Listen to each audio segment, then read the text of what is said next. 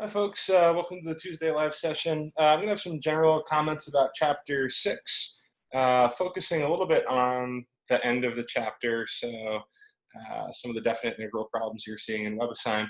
I just wanted to start by backtracking a little bit. So last week, we were dealing with antiderivatives, and specifically the indefinite integral. So I just want you to reflect on the meaning of these two different mathematical expressions here. First one is the integral of f of x dx. Notice that there's no endpoints. And then exact same expression, but with a 0 and 2. And so what we learned earlier in the week in 6.1 and 6.2 is that the meaning of this first expression is the antiderivative, and really the family of all antiderivatives of this function f of x. Okay, so that's the meaning of the indefinite integral. And then later on in 6.3, 6.4, we introduce the definite integral. And this notation, very similar, same symbol, except we have numbers 0 and 2. And what we mean here is the signed, meaning it could be positive or negative, area below the curve y equals f of x. And then this is from 0 to 2. Okay, and so you might be a little bit annoyed that we're using the same notation to mean two different things. It's not an accident. What we find out via the fundamental theorem of calculus is that actually the best way to calculate that area below the curve is to use antiderivatives. And so what the fundamental theorem of calculus says is actually these two things are very closely related. And fundamental theorem of calculus says that if we're going to take the definite integral from some lower endpoint to some upper endpoint of a function, f of x dx, the easiest way to do that is to take the antiderivative, or any antiderivative, to be clear, of our function f and evaluate it at the endpoints and subtract. So fundamental theorem of calculus, it sounds important because it is important. Think about the different ways that we could calculate the definite integral. We could do approximations using Riemann sums. Right, so we could try and fit a bunch of rectangles underneath the curve and estimate the area. And we know that by having more rectangles under the curve, that we can make better estimates. Fundamental theorem of calculus says if we want the exact area, easiest way to do that is to take our function, take an antiderivative, any antiderivative. By convenience sake, we usually choose the antiderivative whose constant term is 0, and then just evaluate it at the endpoints and subtract. Now, this idea is going to take us through all of chapter 6. Like, this is one of the most important ideas in the whole course. And the fundamental theorem of calculus here is the tool that we will use to evaluate definite integrals. If you think back in the course, when we introduced the derivative, the first way that we understood the derivative was as the limit of a difference quotient. That was its definition, but it certainly wasn't the easiest way to calculate it. Likewise, here in chapter 6, we can understand this idea of an area beneath a curve, right, with some sort of curve, x and y axis, and starting at A and going to B. We understand the idea of that area, right, and we understand that we could modify this to have negative area below the axis, but we didn't really have a good tool that was easy to use until a little bit later in the chapter.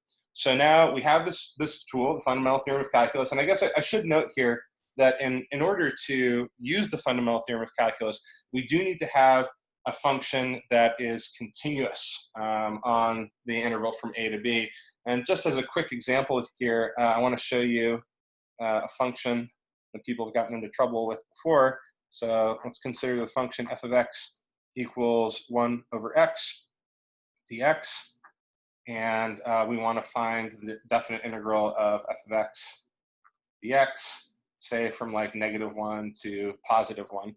Well, it'd be pretty tempting to just apply the fundamental theorem of calculus. Like, we know, for example, that the antiderivative of 1 over x is natural log of x plus some constant. And here's where the fact that we can choose any antiderivative is nice. We can say, all right, well, let's let that constant term be 0. So it'd be very tempting to say, okay, is this going to be like, ln of 1 minus ln, again, here's where the absolute value bars are important, ln of absolute value -1, is that 0? And I'm putting a question mark, is that true? And we run into trouble here because we're actually not allowed to apply the fundamental theorem of calculus to this particular function because of how its graph works. So remember, the graph of y equals 1 over x, it's in two pieces, right? So there's one piece here, and there's one piece there, and there's a discontinuity, right? It's not continuous at x equals 0. In fact, there's a vertical asymptote. If you imagine yourself trying to calculate area, well, there could be like infinite area, right, in between the curve and the axes as we get really close to x equals 0.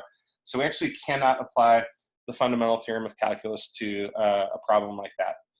So those are just a couple notes. I know some folks are still working on the WebAssign homeworks from the first part of chapter 6.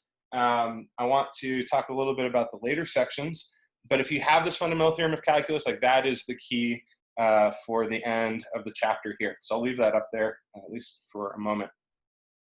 One of the last topics in chapter 6 is the area between two curves. And bear with me for a moment. I'm just going to draw sort of a generic diagram here of two curves.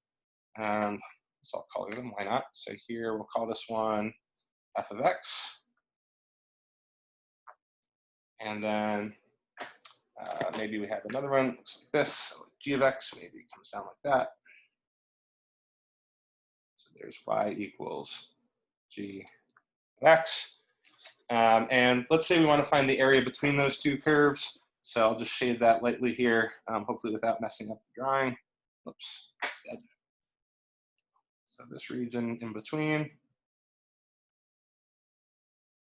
And before we get to the calculations, maybe we should just mention some of the applications of this. Like, let's say f of x is the price at which we are selling some good, and g of x is the cost of that same good to us. The difference between those two curves would represent profit for each item. And if on the horizontal axis here, if we're integrating over time, or we're integrating over a certain number of products here, this could be a way that we could look at accumulating profit, or looking at how profit changes versus time, depending on what our scale is, or what the units are on our x-axis. So lots of applications. The ones that come most immediate to mind to me are in economics, but lots of applications of area between two curves.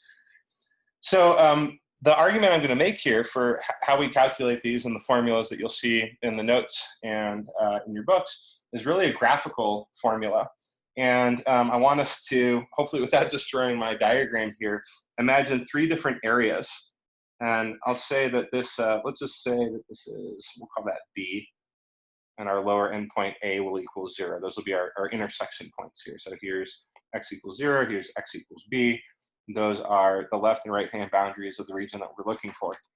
Well, what we know from earlier in the chapter is that we could find the area beneath the red curve by integrating f of x from 0 to b.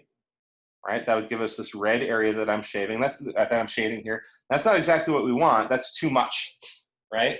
Well, we also know that if we integrated g of x from 0 to b, it would give us this region down here. And all my argument is about how to find that area of that crescent shape in the middle is, well, let's do the following. Let's take this area piece here, right? So I'm going to just try and like mimic the shape there. So that's my red region. And then if we subtract this blue region here, right? Again, I'm trying to sort of match what I've drawn here. If we subtract that, well, the area that's left over is going to be exactly our crescent shape, right? That's the piece that fit in between. And so how do we do that? Well, okay, a red area is the definite integral 0 to b of f of x. And then the blue region is the definite integral, same endpoints, of g of x. And in your books and in the notes, you'll probably see this written as a single integral. Remember, we can add and subtract integrals as much as we want. And so the easiest formula for us then is just to take the integral. I'm going to write it from a to b. In this case, a is 0, but from a to b of f of x minus g of x. I should have dx's everywhere. So throw those in just to be good. Dx. Now, the key for this formula, and the way that I see the most errors made, what was key here is reasoning that, okay, the red area, that's the larger area, and then we're going to subtract off the smaller piece, and what's left over is the area that we want there. And we have to do that case by case. I chose f of x to be the red curve. That was the one that was higher up on the interval that we were looking at.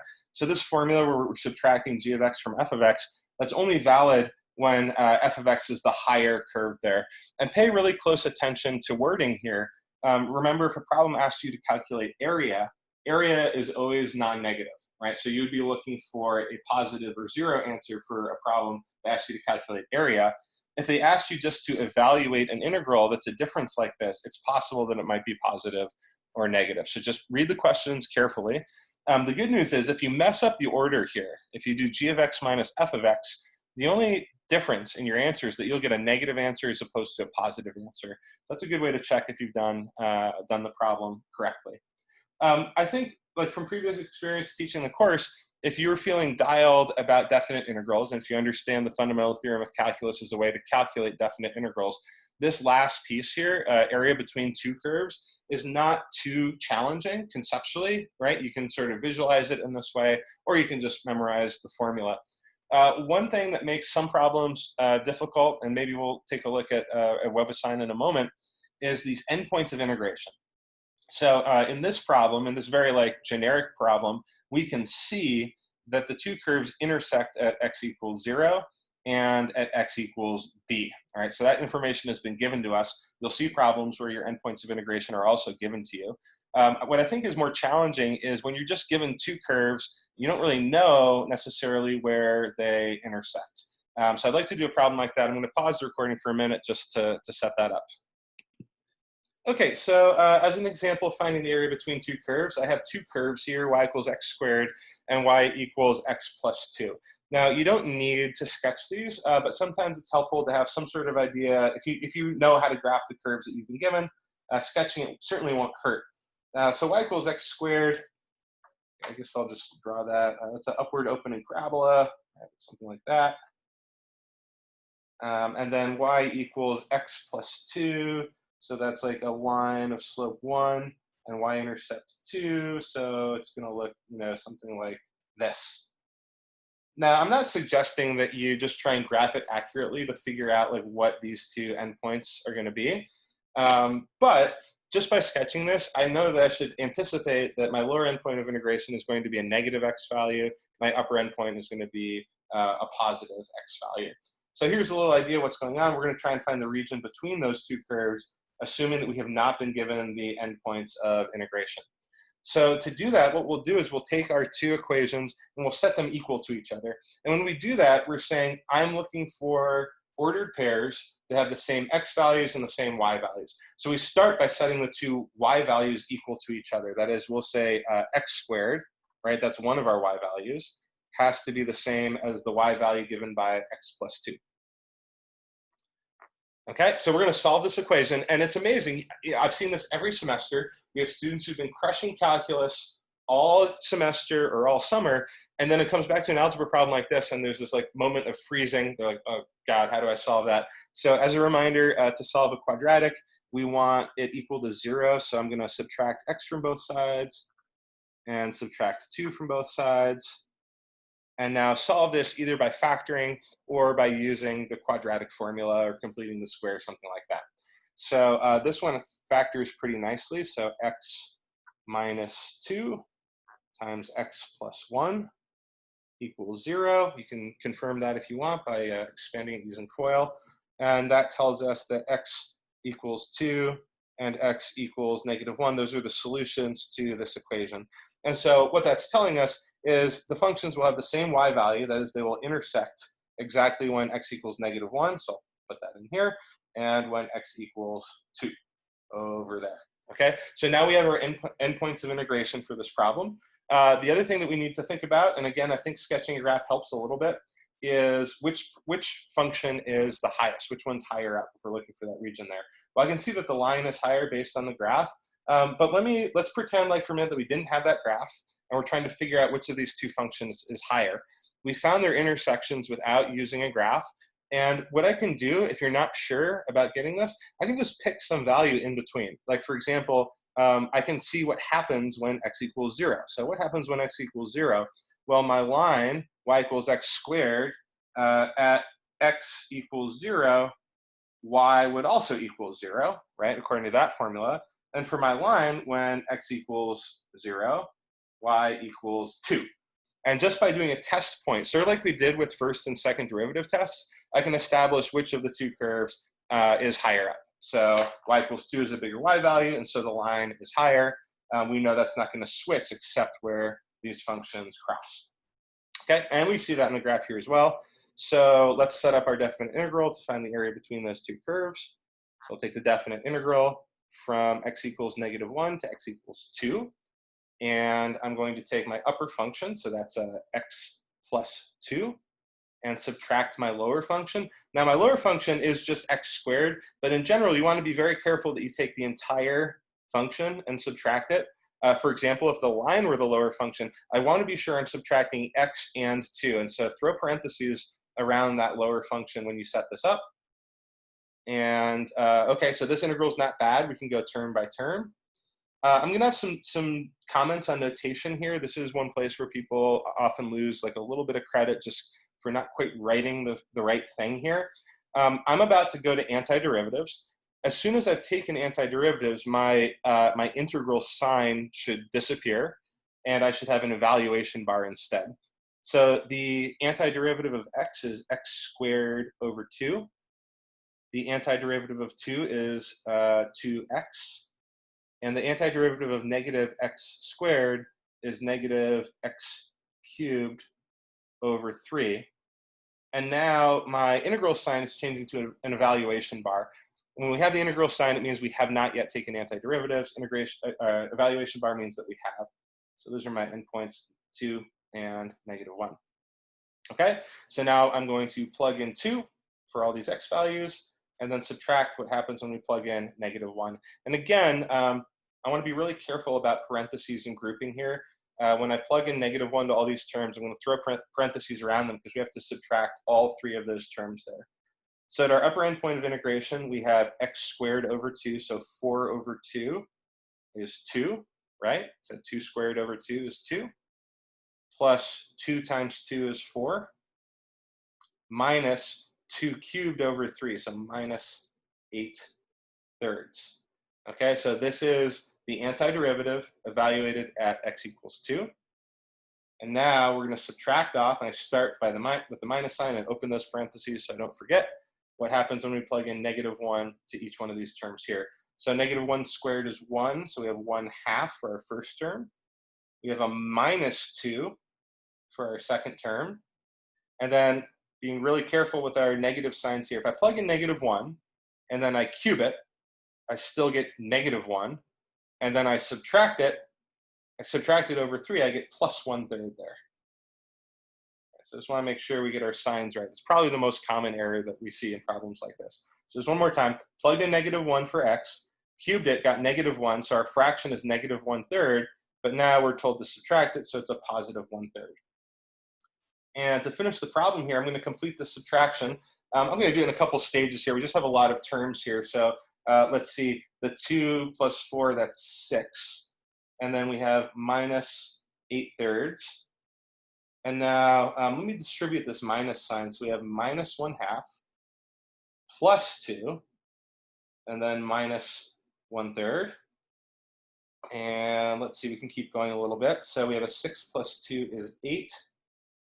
We're subtracting 8/3, and we're subtracting 1/3. So that's a total of 9/3 that we're subtracting. And then also minus 1/2.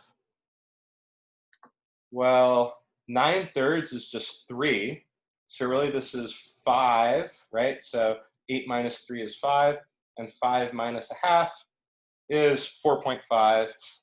Or if we were to do that using fractions, 9/2. And hopefully this makes sense. We have a positive answer. We're asked to find the area between those two curves. So we should have a positive answer. The notational steps: when you set up your integral, remember your endpoints, remember your dx. Once you've taken antiderivatives, we no longer have the dx, we no longer have the integral, but we do have the evaluation bars. And then when we plug in these values here, when we plugged in 2, for example, plug them all in, subtract, parentheses, and just be really careful with signs, positive versus negative. Okay, so I'm going to do a WebAssign problem here. Let me just share my screen for a minute so we can take a look at the problem. Okay, so this is number 7 on WebAssign. I'm going to try and draw a little bit of some version of what this thing looks like here. And then we'll talk about how to solve it. So they've given us 2 curves here. One is y equals the square root of x. That's the red curve. And the blue curve is y equals 1 over x. And they've asked us to find the area of the shaded region. And you can see that they've given us an upper endpoint here. They've given us the vertical line x equals 27. And then there's an intersection point. And they've been kind to us. They've told us that this intersection point is the point 1, 1. And in my drawing, this is definitely not drawn to scale. It looks like they've graphed theirs using a computer here. So let me stop the share here. We can go back to the diagram. We want to find the area between these 2 curves. So I want to do one thing here, sort of like I did in the last problem. Like let's just pretend for a minute that we didn't know what that lower intersection point was. And I know there's some problems like this on WebAssign. So they said, all right, we want the region between these 2 curves up to x equals 27. Can we find their intersection? Well, yeah, we're going to do the same thing. We're going to set the y values equal to each other. So square root of x equals 1 over x. And equations like this can be a little bit confusing to solve. My advice is if you're dealing with roots, get your root by itself and then square both sides. If these 2 things are equal, then their squares will also be equal.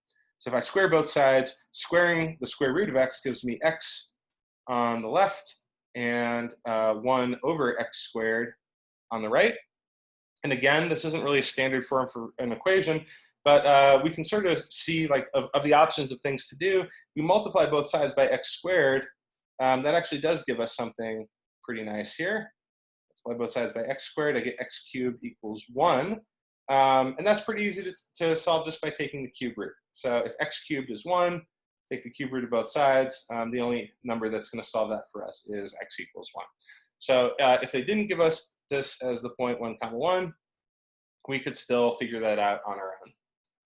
Okay, so given our endpoints of integration, I'm going to set up and solve a definite integral to find the exact area. So I know that my definite integral will run from x equals 1 to x equals 27. And here, since I've been given a graph, I can see that the higher curve here is the square root of x. And then the lower curve is 1 over x dx. So this is a lot of the problem here, just setting up the correct integral, having the right endpoints, and having the right subtraction here. So I can take antiderivatives. Square root of x, just like we've done all course, we're going to think of that as x to the 1/2. And so to integrate that, we'll raise the power of x by 1 from 1/2 to 3/2, and then multiply by the reciprocal of that power. Right? So the antiderivative of x to the 1/2 is 2/3 x to the 3/2. And the antiderivative of 1 over x, right, that's one of our known antiderivatives. Antiderivative is the natural log function. And we're going to evaluate this at 1 and at 27. So to do this, I'll write it out first, and then we can talk about simplifying it. Won't go too far in the simplification direction. We want the upper endpoint plugged in, so 2/3 times 27 to the 3/2 power minus natural log 27, right? So that's my upper endpoint. And then we need to subtract our lower endpoint. So 2/3 times 1 to the 3/2 minus natural log of 1. A little bit of running out of room here. I'm going to start over underneath the integral. A couple comments before I recopy anything. Hopefully we all agree that any power of 1 is 1, right? Doesn't matter if it's a fractional power. 1 to any power is 1. Here's something else. The natural log of 1 equals 0, right? Because e to the 0th power equals 1. So those are 2 terms that we can deal with right off the bat. 2/3 times 1 to the 3/2, well, that's just 2/3 minus 0. So this entire final term here is just 2/3. And that'll just save us a little bit of room over here. So we have 2/3 times 27 to the 3/2. Well, let's remember what this means. Raising something to the 3/2 power means both cubing it and taking its square root. And we actually have the option of, which order we're going to do this in. And I don't know about you guys, I would rather usually take a square root first and then cube something than the other way around.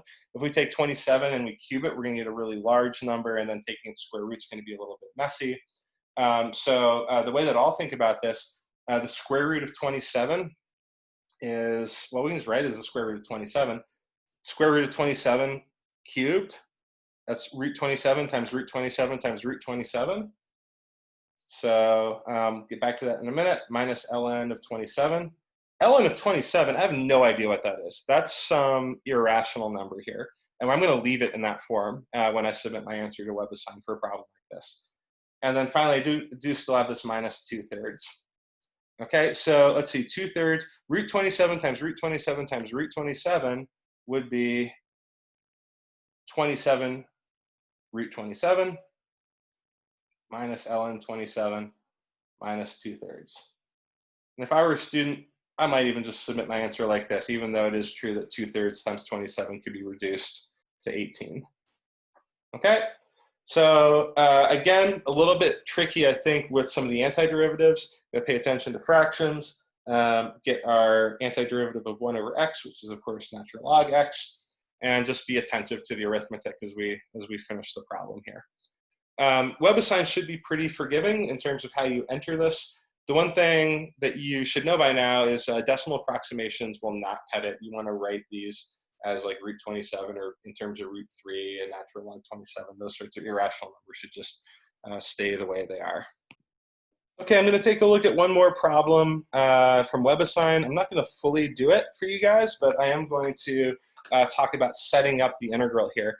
So problem 9 has a lot of stuff going on. By the way, hopefully you can see this hover text. It actually describes the problem very nicely and is sometimes helpful to see where things intersect. We have 3 different curves here. We have the line y equals x plus 6, right? So that's that upward sloping line. And then we have the curve y equals x cubed. And because everything is graphed in blue, it's hard to see. But that's both parts of the curve, the nonlinear parts of this graph here. Those are both parts of y equals x cubed. And then finally, we have a second line, y equals negative 1/2 x. And we need to find the area of the shaded region. And what you can see here, really what we want to do in the problem is we want to break it into smaller problems. We want to break it into simpler problems. So rather than trying to find this whole area all at once, let's do it in 2 pieces. And I'm just drawing a little diagram of what I mean here. So instead of trying to find this entire region in the middle all at once, we can do it in 2 pieces. So we can find this region, area of this region over here, and then simply add that to the area of this region over there. So, so let's see. What do we need here? Well, we could set this up as 2 definite integrals if we knew what this x value was and if we knew what that x value was. I'm going to suggest a trick here. If we can find this intersection, this region is a triangle, and we definitely don't need calculus to find the area of a triangle. If you find a problem that involves like semicircles or triangles or rectangles or trapezoids, feel free to use geometry instead of calculus if you need to. So, okay, so what I know is that this point right here is where the 2 lines intersect. So in order to find this x value, I'm going to take my 2 linear equations and set them equal to each other. So we'll set x plus 6 equal to negative 1/2 x and solve this equation. Well, a lot of people don't like fractions. If you got a problem with fractions in it, let's just multiply to get rid of the fractions. If I multiply both sides by 2, I get 2x plus 12 equals negative x. Poof, fractions are gone. So to solve this for x, I'll add x to both sides, subtract 12, and divide by 3. And I find that this left-hand intersection is negative 4. Okay, well, So check this out. Here's the hack. Here's a triangle. We know that the distance from that point to the y-axis is 4 units, right? So that's like the height of the triangle. And the base of the triangle goes from here to here. Well, that's just the y-intercept of our first line, right? So this triangle has base 6 and height, I'm thinking of height perpendicular from that base, of 4. And so this red region, 1/2 base times height, 1/2 base is 6, height is 4, 6 times 4 is 24. And so we know that the area of this region is 12 units without using calculus. Love it. Okay, so I've done that as a gift for you. I'm gonna do one more thing. Let's find this upper endpoint where the curve y equals x cubed intersects the line y equals x plus 6. And we'll do that the same way. We'll take x cubed and set it equal to x plus 6. And let me pause here and see if they've given us any more information in WebAssign. Okay, I'm going to bounce back to the screen share. And again, sometimes they give us some really helpful information here. So this is just the hover text of this, this problem here. If we read the description, it says the curve enters the window at, let's see, what's it say? And the third quadrant goes up and right, becomes less steep, blah, blah, blah, blah, blah, passes through the point 2, 8, crosses the first line and exits the window in the first quadrant. And then it describes the lines here. The second line, it also tells us that it passes through the point 2, 8. So we read this hover text here, they actually tell us what this intersection point is. If we didn't have that information, we can solve this. Solving cubics is a little bit tricky here. You can do guess and check factoring. We would solve it the same way, so we'd subtract x from both sides and subtract 6 from both sides and try and figure out what's going to work here. My suggestion for you, if you run into a problem like this on WebAssign, don't spend too much time trying to figure this out algebraically. You actually could spend a lot of time trying to solve the cubic. You can even do guess and check. You know, so like if we can see or estimate that this is x equals 2, we can plug that in, see if it's a solution. 2 cubed is 8, minus 2 minus 6 is 0. We see that that works. If it wasn't quite right, if I guessed 1, 1 cubed minus 1, that's 0, minus 6. Okay, that's not the intersection. And keep adjusting until we get that upper intersection point. I'll tell you, on quizzes and exams, I'm not going to give you anything that you need to solve that's any harder than a quadratic. I'm not going to have you solve any cubic equations. The only exception would be one where we can very easily factor out a common term of x. So our upper endpoint of integration is 2 for this problem, and I'm going to leave the rest of the problem to you. Together, I think we figured out that the red region has area 12. The blue region, we can set up an a definite integral, subtracting the line from the cubic, and evaluate it from 0 to 2 to get our final answer.